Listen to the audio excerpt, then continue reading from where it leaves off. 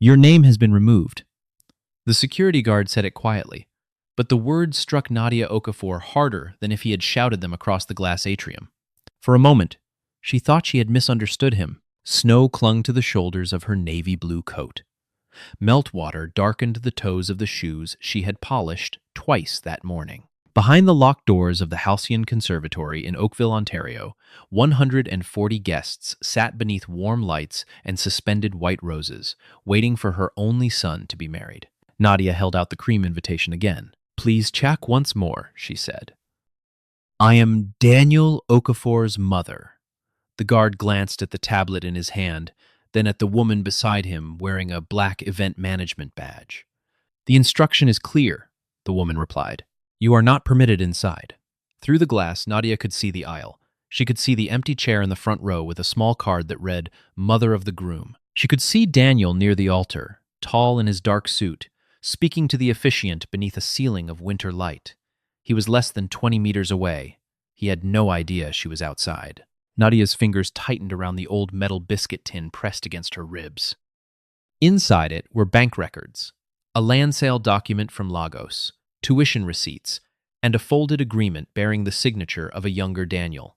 Resting above them was his father's silver watch, the gift she had promised to place in her son's hand before he made his vows. "Call him," Nadia said. "Tell him I am here." The event manager's expression did not change. "Mr. Okafor is preparing for the ceremony. He cannot be disturbed." A movement behind the glass caught Nadia's attention. Margaret Whitmore, the bride's mother, stood near the entrance in an ivory silk dress, greeting a provincial cabinet minister and 2 members of the Whitmore Foundation Board. Margaret turned. Their eyes met. There was no surprise on her face, only recognition. Then, Margaret looked toward the event manager and made a small downward motion with 2 fingers. The electronic lock clicked. A staff member began pulling a white curtain across the glass. Nadia stepped forward. "Mrs. Whitmore." Margaret did not approach. She simply watched as the curtain moved between them, covering the glowing room one careful panel at a time. The string quartet began to play. The sound reached Nadia through the walls as a faint vibration, too soft to be music and too painful to ignore. She took out her phone and called Daniel. It rang once, then went to voicemail. She called again. The same result. Snow gathered in the dark curls at her temples. 16 years earlier, she had stood in a laundromat until 2 in the morning, feeding coins into industrial dryers so Daniel could attend a university interview in a clean shirt. She had crossed an ocean, buried a husband, and sold the last piece of land carrying her family's name. Yet on the day her son was to begin a new life, someone had decided she did not belong in the picture. Nadia typed one sentence. "Son, they will not let me in." Inside the groom's room, beneath the folded pocket square Nadia had sewn by hand, Daniel's phone lit up. Daniel did not see the message. Not yet. His phone lay face down beneath the folded pocket square, while a wedding coordinator adjusted his cuff and reminded him that the processional would begin in 4 minutes. Outside, Nadia watched the white curtain seal the final strip of glass. The warmth vanished. So did her son. She stood beneath the stone canopy, listening to snow hiss against the pavement, and felt the metal biscuit tin grow heavier in her arms. It had once held shortbread. For years, it had held the private history of Daniel's life. Nadia had kept every receipt because numbers could not forget what people chose to erase. She remembered arriving at Toronto Pearson Airport 16 years earlier with 2 suitcases, a 7-year-old boy and her husband Samuel, who had promised Canada would be cold but fair. They had rented a basement apartment in Mississauga where the windows sat level with the snowbanks. Samuel worked construction. Nadia sorted linens at a hotel laundry near the airport, then altered trousers at their kitchen table after Daniel fell asleep. 3 winters later, Samuel died after a sudden medical emergency at work. The compensation barely covered the funeral and overdue rent. Nadia did not tell Daniel how close they came to losing the apartment. She took an overnight shift at a commercial laundromat in Etobicoke and spent her mornings cleaning offices. Her hands cracked from detergent, her back tightened from lifting wet sheets. Still, Daniel never missed school. When he earned admission to the University of Waterloo, Nadia sold the last parcel of land Samuel had inherited outside Lagos. She told Daniel the tuition money came from savings. When his medical software company needed its first $75,000, she refinanced the small townhouse she had finally purchased in Brampton and called the money his father's final gift. Daniel believed her, because love had made the lie gentle. Now the proof rested under Nadia's palms. The transfer documents, the mortgage papers, the handwritten loan agreement, and the land deed stamped in red ink. She had brought them because of the contract she had seen 3 months earlier at the Whitmore home. Margaret had left it open beside a silver tea service, confident the woman collecting empty cups would not understand a corporate clause. Nadia had understood enough. Control of Daniel's voting shares could pass to the Whitmore Foundation if his company entered financial distress. The wedding was not merely a marriage. It was the final lock on a door Daniel did not know was closing. Nadia approached the security guard again. "Please take this box to my son." The event manager stepped between them. "Mrs. Okafor, you need to leave the property." Nadia looked at the woman's badge, then at the camera above the entrance. "Are you asking the groom's mother to leave his wedding?" The guard's jaw tightened. Before he could answer, the front row card inside disappeared from view. A staff member had removed it. Nadia's phone remained silent. Then, through the curtain, the officiant's amplified voice rose clearly enough to reach the cold steps. "Please stand for the bride." Inside the conservatory, every guest rose as Claire Whitmore appeared beneath the archway of white roses. Daniel turned toward her, but his eyes moved past the veil, past the musicians, toward the empty chair in the front row. The small card bearing his mother's name was gone. In its place sat a folded program. "Where is my mother?" he whispered. Claire's smile tightened. "She said she wasn't feeling well." Daniel looked at her. "She called you?" Claire did not answer quickly enough. The music continued, soft and polished, while something cold opened inside him. 3 months earlier, at Margaret Whitmore's home in Oakville, Nadia had sat at the far end of a dining table built for 16 people. Margaret spoke warmly about inclusion, community grants, and the importance of helping newcomers succeed. Yet when the photographer gathered the families for a picture, she placed Nadia beside the catering staff. "The lighting is better there," Margaret had said. Later, she asked whether Nadia would be more comfortable entering the wedding through the service corridor. "It is closer to the coat room." Nadia had understood. She had spent years learning the difference between courtesy and concealment. Claire saw the insult. Daniel saw it too. Both chose silence. That silence had grown into permission. During the same dinner, Nadia noticed a thick agreement near Margaret's tea tray. Daniel's company name appeared beneath the Whitmore Foundation letterhead. Nadia had once filed commercial records for a law office in Lagos. She knew how control could hide inside polite language. One clause allowed the foundation to assume Daniel's voting rights if the company failed to meet financial targets for 2 consecutive quarters. Another gave the foundation authority to appoint an interim chief executive. Nadia asked Daniel about it later. He laughed gently and kissed her forehead. "Mom, the lawyers handled everything." "Whose lawyers?" she asked. His smile faded. "Claire's family is helping us. Help should not require your voice as collateral." Daniel heard criticism where she had meant warning. They argued for the first time in years. After that, Margaret stopped sending Nadia planning updates. Dress fittings changed without notice. Family dinners were rescheduled. Then, Nadia received a new digital invitation with a different access code.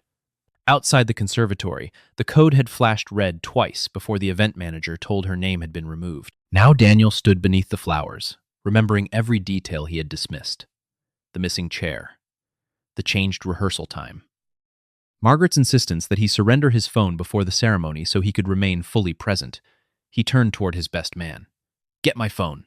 The man hesitated. Margaret stepped forward from the front row. "Daniel, not now." The officiant waited. Claire lowered her bouquet. Daniel's phone was finally placed in his hand. The screen showed 8 missed calls and 1 message from Nadia. "Son, they will not let me in." Daniel lifted his head slowly. Across the aisle, Margaret's expression remained perfectly composed. "What did you do?" he asked. No one moved. Outside, Nadia heard the music stop. Margaret did not answer at once. She looked toward the guests, then toward the photographers waiting near the aisle, as though the danger was not what she had done, but who might hear it. "Daniel," she said softly, "this is not the place." He held up the phone. "My mother is outside." A murmur moved through the conservatory. Claire's fingers tightened around her bouquet. "I thought she had changed her mind," she said, but her voice lacked conviction. Daniel looked at her. "Did you know her code was changed?" Claire's eyes dropped. That was enough. Daniel stepped away from the altar. Margaret moved into his path. "You are about to embarrass both families in front of donors, investors, and half the board. Then they can watch." The words landed harder than he intended. Behind him, the officiant closed the ceremony book. Outside, Nadia heard footsteps approaching the entrance. The event manager straightened and reached for her earpiece. "Mrs. Okafor, you need to step back." Nadia did not move. The old biscuit tin remained against her chest, protected beneath her coat. Snow had begun to collect along the stone ledge beside her. Through the white curtain, shadows crossed quickly. Then Daniel's voice rose from inside. "Open the doors." The event manager pressed one hand against the glass. "Mr. Okafor, there has been a misunderstanding. Open them." The security guard, Elias Reed, stood between the keypad and the woman who had ordered him to deny Nadia entry. He had worked private events across the Greater Toronto area for 12 years. He knew the language of powerful people when they wanted cruelty to sound procedural, guest list issue, image concern, family instruction. That morning, Margaret's command had come through his earpiece with perfect clarity. "Do not let that woman through the main doors. I do not care whose mother she is." His radio system had recorded every transmission automatically. Elias looked at Nadia's soaked coat, then at the empty place where her flower had been pinned. "Sir," he called through the glass, "I was given a direct instruction." Margaret turned sharply. "This is neither the time nor the forum." Daniel came closer. "Who gave it?" Elias met Margaret's eyes. The event manager whispered, "Think carefully." Elias already had. He entered the override code. The lock released with a low mechanical click. Cold air moved through the doorway as Daniel pulled it open. Nadia stood before him, smaller than he remembered, her face calm despite the snow melting along her temples. For several seconds, neither spoke. Daniel looked at the biscuit tin, the worn gloves, and the navy dress she had altered herself, because Margaret's chosen gown had made her feel like someone invited to disappear. "How long have you been out here?" he asked. "Long enough to hear the bride enter." Shame crossed his face. He reached for her hand, but Nadia did not step forward. Behind him, 140 guests watched. Margaret stood beneath the roses, rigid and pale. Nadia's voice was quiet. "Before I come inside, I need to know whether you want your mother here, or whether you only want this scene to end." Daniel looked back at the altar, at Claire's lowered eyes, and at the family whose approval he had mistaken for acceptance. Then he faced Nadia again. "I want the truth in the room." Nadia opened her coat and lifted the biscuit tin. "Then stop the ceremony," she said. "Because this wedding is not the only thing they plan to take from you." Daniel closed his hand around the edge of the biscuit tin, but Nadia did not release it. "Not here," Margaret said sharply. "Whatever this is, it can wait until after the ceremony." Nadia looked past her, toward the altar, the guests, and the polished cameras, recording every expression. "It has already waited 16 years. The room fell silent. Daniel stepped beside his mother. The ceremony is paused. Claire lowered her bouquet completely now. Her face had lost its careful bridal calm. "Daniel, please." He turned to her. "Did you know my mother was being kept outside?" Claire's lips parted, but Margaret answered first. "Your mother was asked to respect certain boundaries." Nadia's gaze settled on her. "A locked door is not a boundary. It is a decision." A few guests shifted in their seats. Near the front row, two members of the Whitmore Foundation board exchanged uneasy glances. Margaret noticed. Her voice softened into the polished tone she used at charity dinners. Mrs. Okafor arrived with documents and accusations on a day meant for family unity. I acted to protect everyone from unnecessary disruption. Daniel looked at the tin. What documents? Nadia carried it to the signing table beside the altar. Snow melted from her coat and marked the pale stone floor in small dark drops. She removed her gloves, revealing fingers roughened by years of hot water, needles, and detergent. Then she opened the lid. The faint smell of old paper rose into the warm room. On top lay Samuel's silver watch. Daniel recognized it immediately. Dad's? I brought it for you before your vows, Nadia said. But I also brought what you refused to read. Beneath the watch were envelopes arranged by year. University tuition receipts, mortgage statements, international transfer records, a notarized sale document from Lagos. Daniel lifted the deed carefully. His eyes moved across his father's family name, the amount, and the date. It matched the month Nadia had told him an insurance payment had arrived. You sold the land? He asked. Nadia nodded. It was the last property your father owned. You said you had savings. You were 19. You had been accepted into university. I wanted you to walk forward without carrying my fear. Daniel opened another envelope. A bank draft for $75,000 bore Nadia's name and the account number of his first company. His breathing changed. This was you? Yes. Margaret stepped closer. Private family support does not alter the legal structure of Daniel's company. Nadia reached deeper into the tin and removed a folded agreement. It does when the support was recorded as a secured interest-free loan, witnessed and never discharged. Daniel stared at his younger signature. Margaret's composure cracked for the first time. Only slightly, but Nadia saw it. So did Daniel. Why does this matter now? He asked. Nadia placed the Whitmore agreement beside the loan document. Because their contract says the foundation can seize control if your company enters financial distress. But it does not disclose that I remain the first secured creditor. At the edge of the room, Richard Whitmore went still. Margaret turned toward him. That single movement told Daniel more than any denial could. Nadia looked at the guests, then at her son. They did not lock me outside because I would embarrass them, she said. They locked me outside because I could stop them. Elias stepped away from the entrance and removed the small radio unit clipped beneath his jacket. There is something else, he said. Margaret's head turned sharply. This employee has no place in a private family matter. Elias looked at Daniel instead. The security system records all internal transmissions for liability purposes.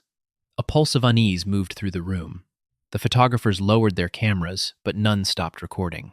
Elias pressed a button. Static filled the conservatory, followed by Margaret's voice, crisp and unmistakable. Do not let that woman through the main doors. I do not care whose mother she is. The recording ended. No one spoke. Outside the glass, snow drifted against the dark stone. Inside, the candles burned without movement, as though even the air had gone still. Margaret drew a slow breath. That instruction was taken out of context. What context makes it acceptable? Daniel asked. She looked toward Nadia. Your mother intended to disrupt the ceremony with private financial claims. Nadia rested both hands on the table. You decided that before I spoke to anyone. Claire's bouquet slipped lower. Mom told me the code had to be changed, she said. Margaret turned. Claire.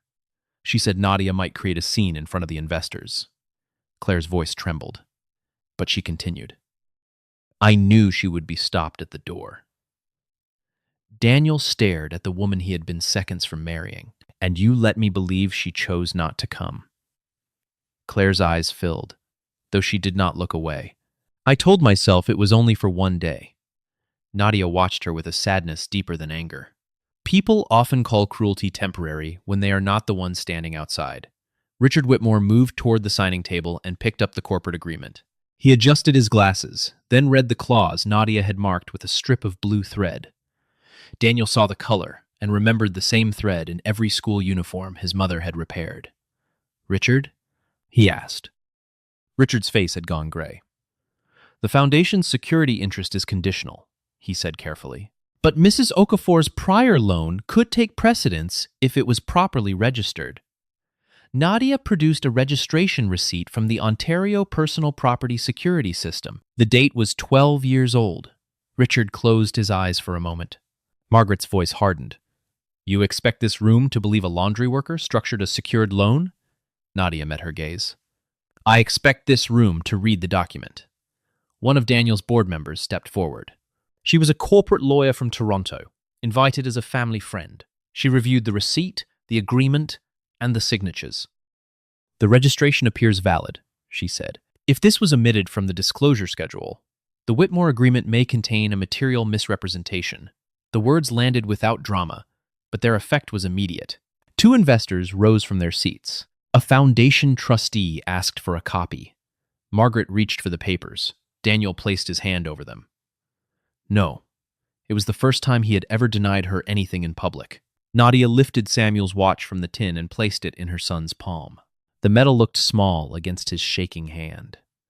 Your father believed a man should know what his future costs, she said.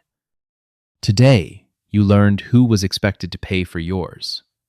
Daniel closed his fingers around the watch. Then he turned toward the officiant. This wedding will not continue until every truth in this room has been heard. Daniel faced the guests, still holding his father's watch. No one leaves with these documents, he said, and no one signs anything today. Margaret's composure thinned. You are reacting emotionally to incomplete information. Then complete it. Daniel turned to Richard. Did you know about my mother's loan? Richard looked at Nadia, then at the agreement in his hands. I knew there had been early family funding. I did not know it was still secured.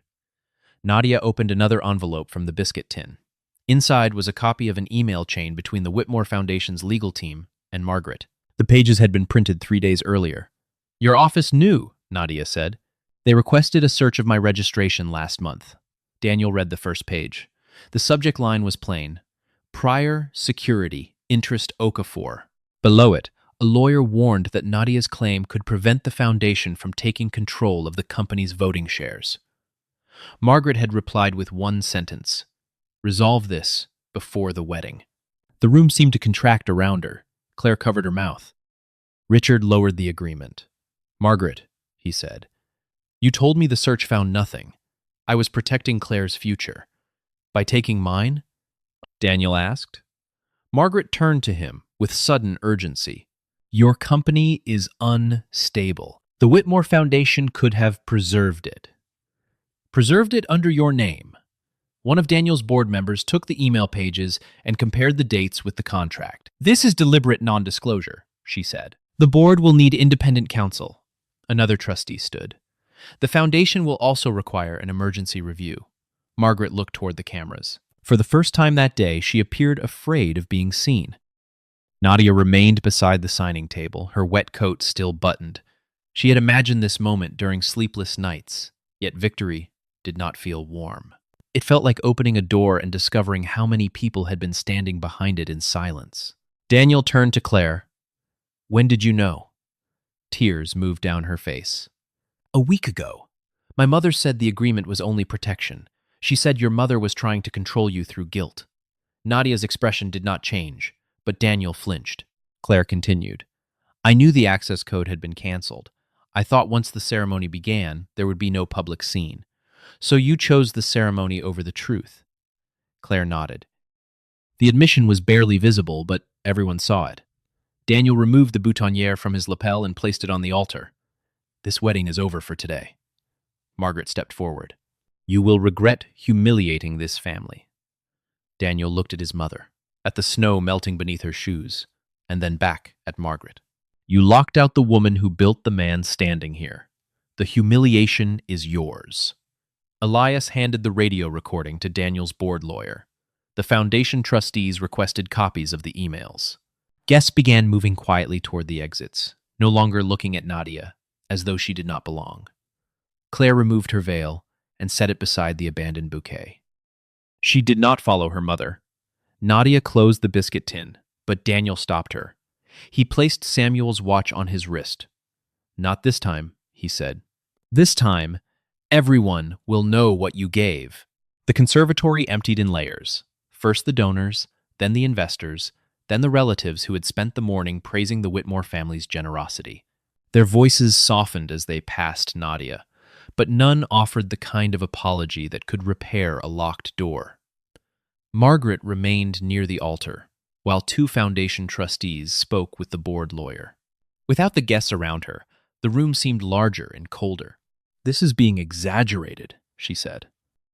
The agreement was designed to protect an asset. Daniel stood beside the signing table. "My company is not your asset. You would not have reached this level without our connections." Nadia closed the biscuit tin. "Connections do not create ownership." Margaret looked at her with the same measured contempt she had disguised as courtesy for months. "You have turned your son's wedding into a tribunal." "No," Nadia replied.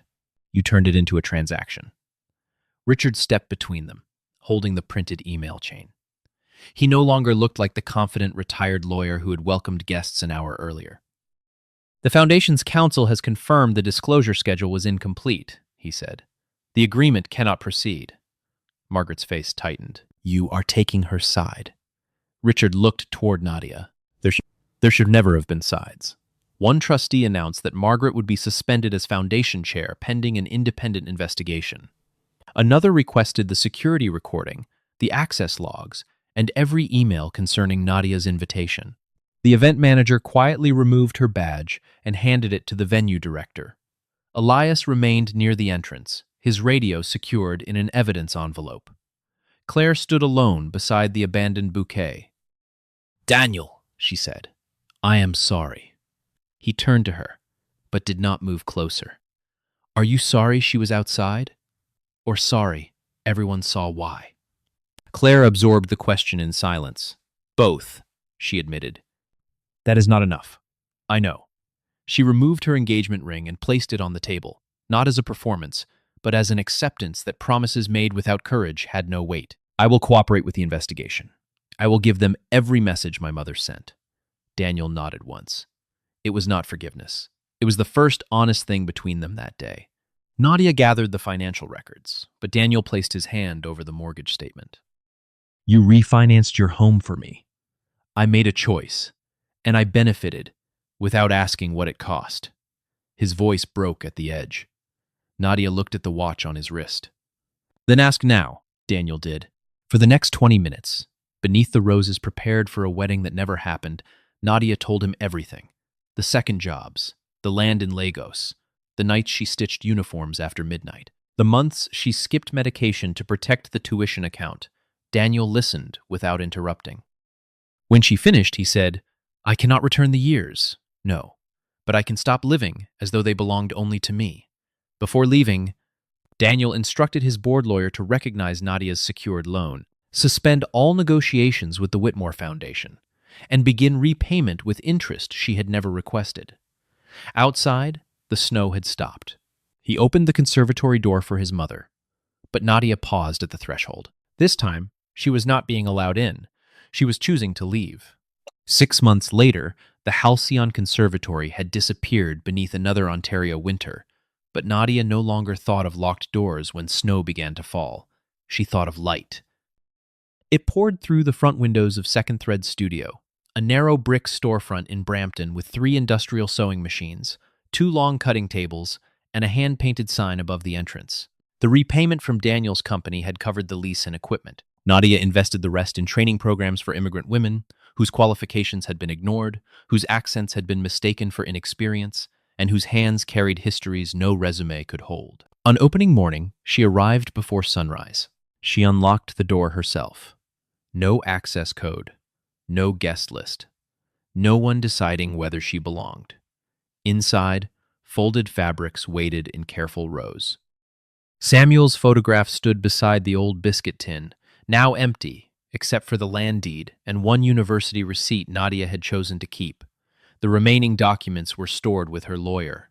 Her sacrifices were no longer secrets, vulnerable to someone else's version of the truth. Daniel entered, carrying coffee and wearing his father's watch. His company had formally recognized Nadia's secured loan, removed the Whitmore Foundation from all negotiations, and established an independent governance committee. The board had also created the Samuel Okafor Skills Fund, providing paid technical placements for newcomers across the Greater Toronto area. Margaret had resigned as chair after the Foundation's investigation confirmed the concealed security search, the misleading disclosure schedule, and her order to exclude Nadia from the wedding. Several donors withdrew. The Foundation survived, but no longer under her control. Claire had provided every message requested by the investigators. She moved out of her parents' home and began working with a legal clinic supporting immigrant employees facing workplace discrimination. She and Daniel remained apart. They met occasionally, without promises, learning that remorse could open a path, but could not erase the distance already traveled. Nadia did not ask Daniel whether they would marry one day. She had spent too many years carrying futures that belonged to other people. A soft knock came at the glass. A young Somali mother stood outside with a girl of about 9. The woman held an application form against her coat, her nervous breath clouding the window. Nadia crossed the studio and opened the door before they could knock again. "We are early," the woman said. "So am I," Nadia replied. She stepped aside and held the door wide. The girl entered first, staring at the colored threads lining the wall like rows of captured sunlight. Daniel watched his mother welcome them, then placed a small brass plaque beside the register. It read, "What we build in love cannot be owned by fear." Nadia touched the words once. Outside, morning traffic moved along the wet road. Inside, the machines began to hum as the first trainees arrived, carrying notebooks, lunch bags, and cautious hope. Nadia turned the sign in the window from closed to open. The bell above the door rang softly. Warm light spread across the floor, touching every chair, every table, and every face. Nadia entered last. Then she left the door open.